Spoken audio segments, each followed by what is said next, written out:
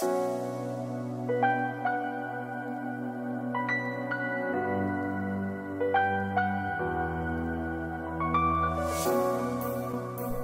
Friends makes way more excuses than he does money here, bringing you another Dota 2 video on behalf of Dota Alchemy, in which we're going to be discussing one of my personal favorite heroes, Enchantress. This hero is currently trending in pro-level pubs with about a 60% win rate.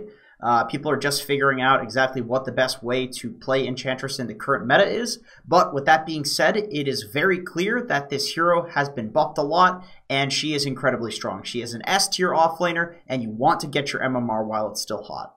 So I want to do a quick rundown of skills and items on Enchantress. Generally, people will start with Nature's Attendance because it's a 35-second cooldown free salve in the lane. I shouldn't say free. It's 170 mana, but this hero has a really nice base mana pool, so it feels free. And if you have a free salve, it's very easy to trade effectively in lanes, and laning is all about trading. So this is a great skill at level 1. However, sometimes people go for Enchant first because it's a very good level 1 slow, and it's a good purge against heroes like Grimstroke and Warlock. So if you use it to get First Blood or something like that, make sure to enchant a creep to play the lane a little bit better, since you won't have the Nature's Attendance. At level 3, you want to have 2 points in the Untouchable because it scales from 20 to 70 attack speed slow, so it goes from 20 to 50 scaling, which is a great value second point in it. A 2-1-2 build is pretty nice if you're against like a mix of magic and physical damage. Let's say something like an Ursa who can counter you because he has the Fury, he has the attack speed, or a Jug who has spins, such as in this game where Brax was playing Enchantress. In fact, he didn't even go for a 2-1-2 build, he just went for a 1-1-4 build, because he was that afraid of the magic damage in this game. So that is perfectly acceptable. Magic damage, Nature's Attendance, physical damage, you want to go for Untouchable. But at the end of the laning stage, you want to have both of these abilities maxed out, because that is what makes you an unkillable beast. Level 6, you go for Impetus. Level 10, 15% magic resist. Sometimes the move speed is okay if they have absolutely no magic damage, but even if they have a decent amount, if you go for 2 bracers and get this 15% magic resist talent, it gives you 50% magic resist, which is kind of insane. Level 15, you go for 50 damage if your right-click damage is important, especially for sieging, because of course raw damage is going to let you hit towers.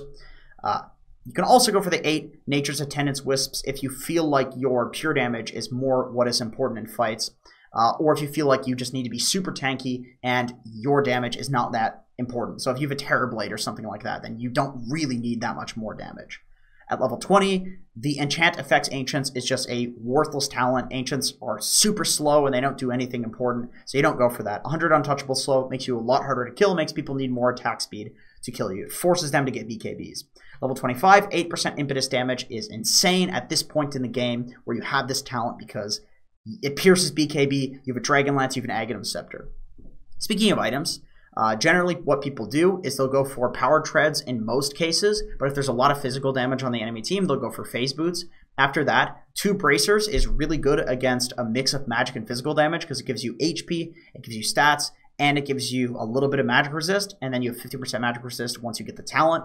If there's a lot of magic damage on the enemy team, you go for Hood of Defiance, but after Bracers and Hood of Defiance, you go for Hand of Midas because the 40 attack speed is amazing on Enchantress, and then also she kind of falls off and has no way of farming, so having this allows her to scale into the late game. Magic Wand is broken on any hero that wants to bait people. This is exactly what Enchantress wants to do, so this is a mandatory item. After that, Hurricane Pike is the first item almost anybody goes for. Then it's generally BKB, Moon Shard, Aghanim Scepter, essentially luxury items that allow you to do a bunch of damage and force people to have to focus you in fights. So next, I want to quickly scan through the laning phase of this Enchantress game that I played recently and talk about what I think are the most important aspects of this hero to abuse during the laning stage. So first and foremost, I went for Healing Salve Blightstone Tango. This is a very common build that I'll go for. 2 branches is also acceptable to go with this, but I went for a Sentry because I wasn't sure if I'd be laning against a Weaver. I thought maybe it was going to be an offlane Wraith King, so I had to get a Sentry in this game. So the first thing that I do is I look to be very aggressive on the bounty runes. If I think that I can get a kill, I'll go for Enchant. If I just want to trade with my opponents and get them to waste regen, where I get essentially free regen, I'll use the Nature Attendance to trade with them. So you can see here that it looks like this guy is setting up to stun me. So I said, okay, I'm going to waste a lot of their spells, a lot of their regen. I didn't expect the puck to be here. This was a very good rotation from him to the top lane for these level 1 bounties. So they almost kill me. I walk up the hill. I turn around to look for the bounties. The puck stays in the area, throws an orb, and they chase me for a long time. So this was okay. I would rather this not happen. I would rather that, I survive. But conceptually, the idea of just looking to trade as much as possible on Enchantress, this is what you want to look to do. So if we go farther into the lane, we can see that most of the time, I tend to value hitting my opponent over getting denies, even getting CS sometimes. And the reason for this is because if you miss a couple of CS here and there to get a bunch of free hits on them, number one, they're going to take a lot of damage like this guy and then just die to you. That's the thing with this hero, is that she hits so hard, she has so much armor, and she has so much regen that if you trade with your opponent, there's no amount of regen that they can buy that they're going to be able to trade effectively with you. So as long as you're trading, you're going to win the lane. And even if they're denying you, eventually they won't be able to deny you because they won't have enough HP to deny you. They'll be very low, and they're going to possibly die. And a lot of people do die. So laning stage progresses. Whenever I heal, I make sure to stand away from the creeps because the wisps will try to heal creeps, and that's going to waste a lot of your healing. Once again, you can just see lots of trading over going for CS. Occasionally, I'll turn around and get a CS, but I really look to abuse the fact that this hero just outtrades everybody. This hero is all about trading, and it's even better when you have the untouchable to right-click your opponents, because what will happen, and this is an amazing thing that you can do to just absolutely pressure on this hero. Once you have level 2 in Untouchable, even level 1 in Untouchable, what happens is the creeps will try to hit you when you right-click your opponents, which means the creeps will not be hitting your creeps, which means you'll have a massive double wave like this pushing into the enemy team, which makes it even more difficult for them to trade with you. So it's like trading makes it easier to trade on a hero that's already good at trading. Like I said, it's all about trading on this hero. You can see this massive double wave. There's absolutely no way that they can deal with it. So they just die over and over and over again. And this is a very common thing that happens on Enchantress. Even without enchant, it's still very easy to win this lane. I go for an early stick usually because a stick a lot of the time can make or break you surviving in a fight. And then if you heal up using the Nature's Attendance, which of course you're going to get mana from the magic stick, then you will be full HP if the enemy team tries to ever gank you. I also go for a Robe of the Magi first if I'm ever building into full treads, because it gives you extra damage. As you can see, 70 base damage is really nice. This hero is not super great at right-clicking until level 6, of course, with the pure damage. So any little stat bonuses that you can get are absolutely amazing. And once again, you can see that just due to the previous trades and a nice rotation from this godlike Tiny, we get a kill on them.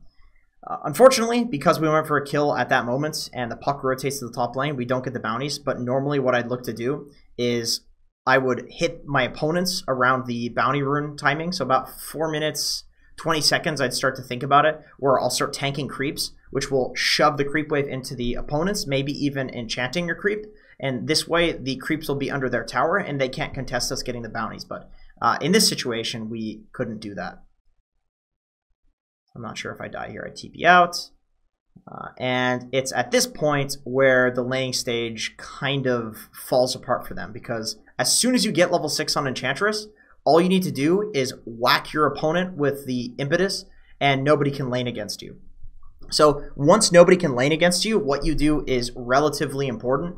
I think that this hero, the general game plan for how you want to play her is you take this tower and then you TP and face plant yourself in the lane where the enemy team wants to pressure the most. So in this game, I assessed that this puck was the playmaker. This puck was the person that was going to possibly snowball the game for them. So I just wanted to follow the puck around and stop the puck's rotations and stand in front of the puck's face. Ideally, I'd do it after getting this tower, but the way that you usually get this tower is you tank the tower and heal yourself and keep the siege creep alive, and you keep your creep wave alive. But it was a little annoying dealing with this guy's reincarnation. He was constantly tanking with these skeletons. So this was pretty decent against Enchantress. And at a certain point, I believe after Puck makes a good rotation to the bot lane, I decided essentially that I needed to go to where the puck was. They were pushing mid, so I stopped the mid push. And this is a really important rotation. It's usually going to be to the mid tower that you rotate to, where their mid is strong, and if you put yourself there, they can't deal with you, but they can deal with your mid.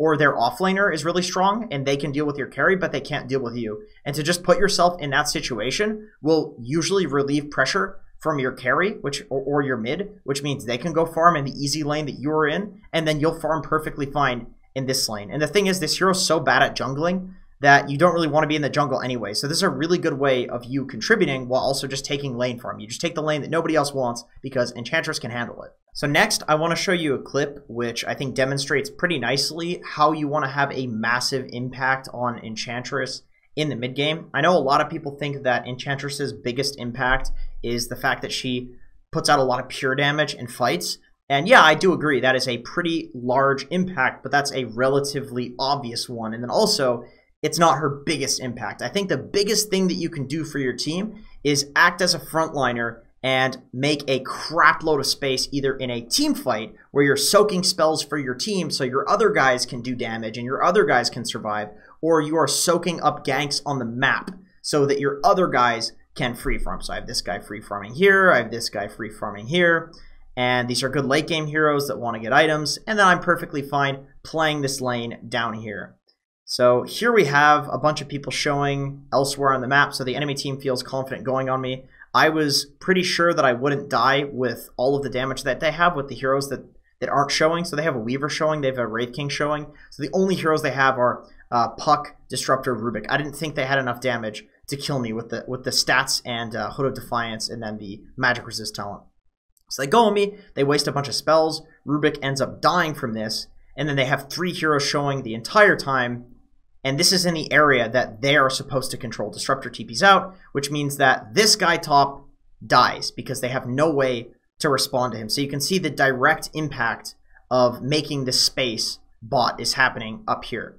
And then, of course, we get bounties. Ideally, we'd get 4 bounties for that, but, you know, shit happens. So this, in my opinion, is exactly what you want to do on Enchantress. This is one of those situations where I did it on my own, and we were kind of playing the map split, and that is one style that you can play where Enchantress takes the quote-unquote dead lane and just makes space. That's perfectly fine. A lot of the time when you're doing that, you want a ward protecting you, so you can do that. No ward here, but I felt very confident in this game. And then the second style is playing more like something of a Tidehunter or Abyssal Underlord, where you frontline and try to get the enemy team to go on you while your team stands behind you and sieges a tower with you. So you can play with your team or you can play away from them, but the general thing that you want to do is just tank as much as you can, whether it's on the map or in a fight. So that's it for this video, ladies and gentlemen. Make sure that you hit that notification bell if you want to support your boy and your other boy, Big D Donnie Chell. You can support us by hitting that bell, so that way we can buy more Diet Sprite. Maybe some Diet Ginger Ale if I'm feeling frisky. But in any case, thank you so much for watching. I do appreciate it, and I hope to see you in another video.